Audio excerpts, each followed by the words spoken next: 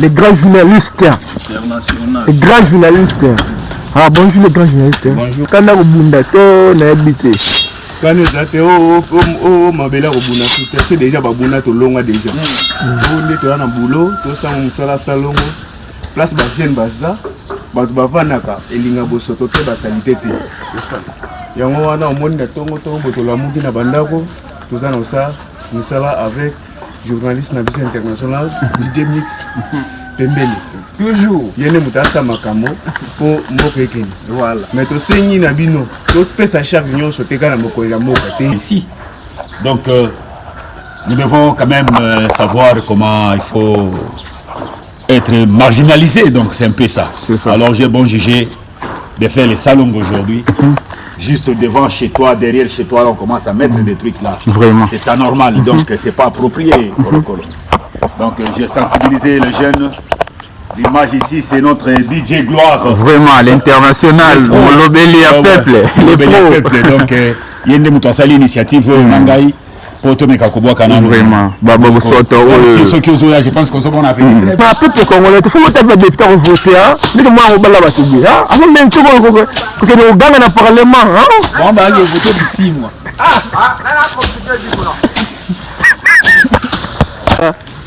Chaque volontaire parle. Ok. Tokos. Interview. Tokos.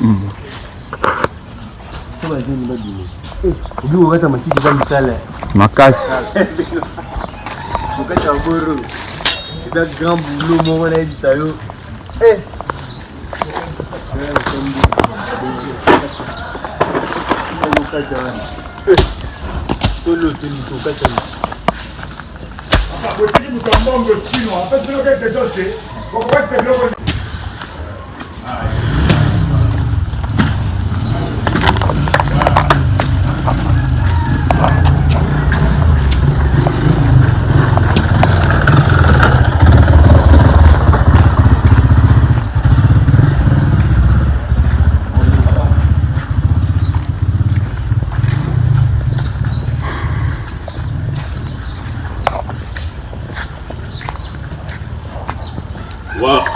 Mon ami Patrick Colo, les Canadiens. Voilà comment on est en train de jeter des poubelles chez toi. Moi, je suis encelé, mais ces derniers temps, comme il y a des troubles de l'autre côté, je suis ici à Mongafula. Le Mongafula qu'on a connu, c'est pas ainsi. Donc, nous devons quand même savoir comment il faut être marginalisé. Donc, c'est un peu ça. Alors, j'ai bon jugé de faire les salons aujourd'hui. Juste devant chez toi, derrière chez toi, on commence à mettre des trucs là. Vraiment. C'est anormal, donc c'est pas approprié. Donc j'ai sensibilisé les jeunes. L'image ici, c'est notre DJ Gloire. Vraiment, à l'international, on l'obélit à peuple. Les peuple. Donc il y a une initiative, Nangaï, pour te mettre à Koboa Kanam. Vraiment. C'est ce qui est je pense qu'on a fait très bien. On a fait très bien. Nous allons pouvoir jeter ça. Vraiment. Donc, c'est jugé de faire les salons aujourd'hui. C'est ça. Donc, petit à petit, ça va aller. C'est M. Patrick Kolokolo. Oui, Patrick Kolokolo. Lui habitait ici. Il est au Canada avec sa femme et ses enfants. Vraiment. Presque la famille se trouve au Canada, oui. Il aura la vidéo d'une heure à l'autre. Donc, sur Jeannette Kinam Télévision, YouTube et Gloire Pembe, le Facebook. Des bonnes choses. L'idée Gloire, on est ensemble. Vraiment. Il n'y a que les connaisseurs qui connaissent. On est là. Ok, toujours. Vraiment, toujours. Chevelure, cheveux blancs et wana, bisovuma ndeba initiateur ya makambo cordon et wana. Donc il sera lobby et salamara, sera lobby au lamuka donc. Nous a foulé yoka kae, limité yoka Gloire Pembele donc on est là. Mais c'est winner, ça va. Ok. Les grands journalistes. Les grands journalistes. Ah, bonjour les grands journalistes. Bonjour mon ami. Mon bon Sanzela, on a habité, bon, c'est une parcelle, ranger le pas, on a habité, au Tchèque volontaire, laissez de même, pour vous habiter, au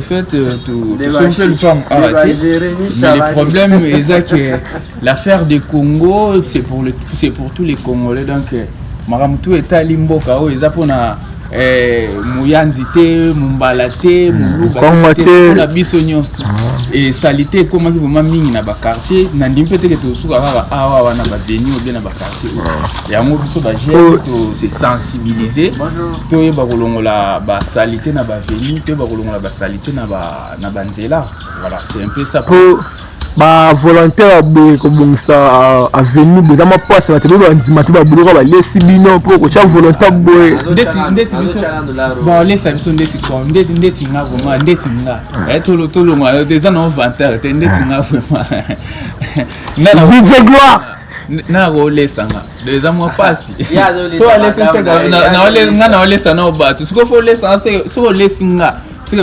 olesi famille olesi nani comme ça toza ba responsabilité minene eza kutubilika mo olesa te eza nde makamto la sa ba jeune que ba quartier na biso feza la propre ba malaria o tozo bimisela ba mbongo social ezo utana ba ngungi na ba poubelle bozo kamisa ba maya fufu ba mama ba boka na banzela et ba makambo belé biso moto milukela malade bo vanda bo ba solo moko ezo bima na ba veni na ba nini et biso toza ba tout monde toza propre toza bo pe tozo ndi mate to vanda ba bisika ou bien na to le na banzela o eza nini te mais to sala on te que pour to vanda ka awa to sala on peut te que pour na ka nini to sala on ba commune na Selemba ou to sala on ba commune na Gombe to sala on na Ngalema donc tozo vendre sa structure na biso nzamba osunga biso ba volontaire pe ba mona na ba matériel ba rotine ba matériel pour na to continuer makambo oyo donc il y avait nous avons un souci et Zaki ba matembela simandaku ba mona na lisusu te o ba yebisa ki biso le matembela simandaku ba mona na susu te ba député ba mona na susu te ba soso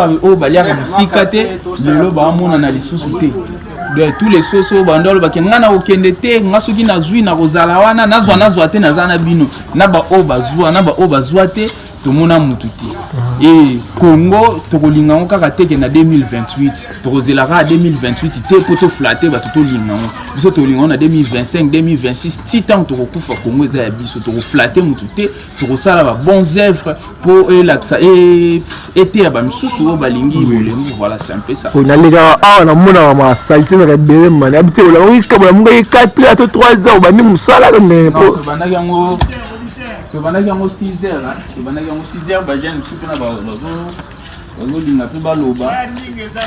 voilà. Donc, en tout cas, vous avenue Boboli que l'on commence en France. Mon cher, tu es au courant que Nanga Sagi Salon na Goma. Nanga puta sali salon na Goma. Qui est Nanga? Bon, est-ce qu'on bisou? Bana mboka, bato baluki, balingi kimia. Bon, bah, on a vu pas Goma, tu sais, kimia. Vous allez na bino. Gamba za liboso, jitalala. Vous allez vraiment. Na robanga te vous à l'aise quoi vous à l'aise qui n'est côté na est que tout ça on a mabonde bonjour monsieur bonjour moi a des machettes on a kanda ko bunda to na habité quand ezate o mabela ko buna c'est déjà ba buna to longa déjà bonde to na boulot to sa musala salongo place ba jeune baza bato bavanaka elinga bosoto te basalite te yango wana omoni na tongo botola muki na bandako toza na osa misala avec journaliste na biso international DJ Mix pembeni toujours yene mutasa makamo po moko ekeni voilà mais tosengi na bino topesa chaque nyonso teka na mokoli ya mboka te biso nyonso chaque bacommune chaque baquartier baza mpe na eli batinaka ke te asalama mote mpona défendre bakati bakomi mais tout monde net na quartier mo comment jeune wayo che volonté au bon ça venir est-ce que ba yesoté comment passe jeune à kata poli au sol salon on tombe tu habité on va avoir mo fala mo tombe panzi ngada mapa ngana linga ya propriété ngamuta aso vraiment nga soye kozala te na tshera ilama na nzoto na tsheba ntunga na bimi o ya wana bima propre mais otala place avant na salité mabe nga moko déjà nga azala propre il faut place na ça faut bime ezalaka propre toujours merci maman roba fait maman pona boboli ko maman ya ke so maman na sa salon na ngazwanga ne na okate ba tuba ka sawonga na okosa. En tout cas, vraiment, DJ Gloire. international. Moni, na championnat tout congolais, il faut que tu aies des temps votés.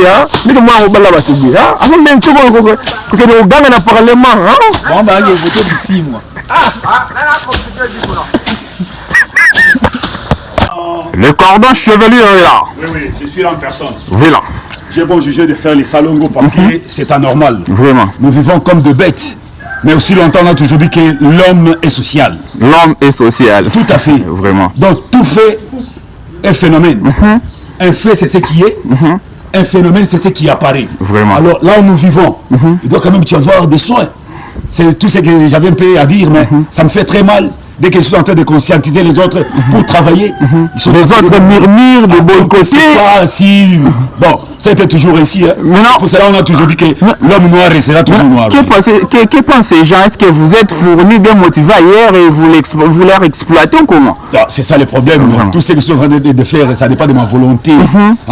Alors, là où nous vivons, doit quand même être reflété. Voilà. L'état de propriété de l'environnement, c'est un peu ça. Vraiment. Pour éviter certaines maladies aussi. Si, bien sûr, on est en train de chier partout. Tu vas juste là où tu fais tes business.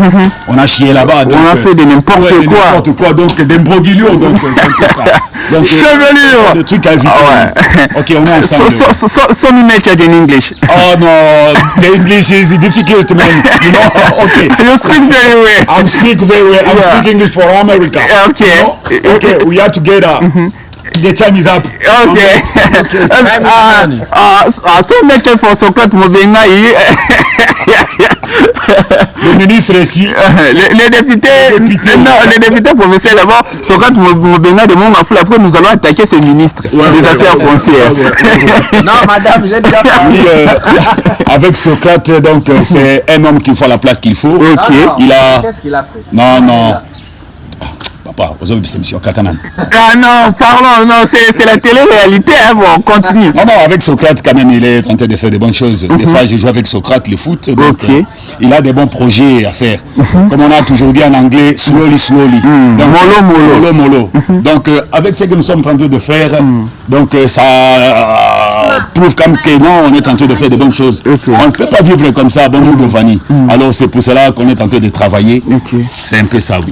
Merci beaucoup pour tout. Merci beaucoup, Didier Gloire. On est là. On est ensemble. International. We are together. Yeah.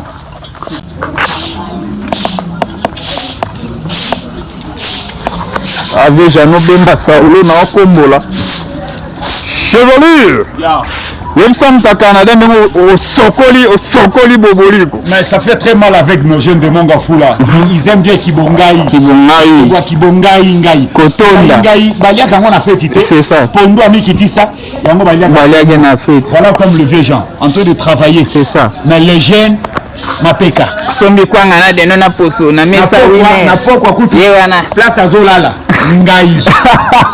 Yedo meka place na munoko. Dra, ya malungate, dra solo.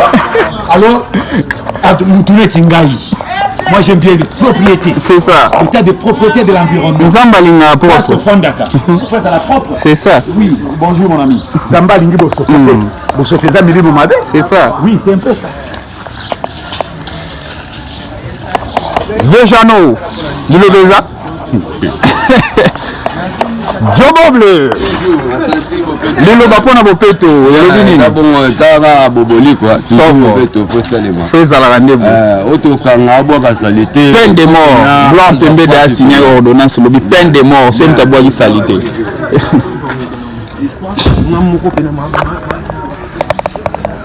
Voilà, salé salami tolingi salité te na Kinshasa, salité te na ba quartier na ba veli to fandi. Il faut bien assainir nos quartiers. Voilà, c'est pour cela que nous sommes là. Ah, voilà.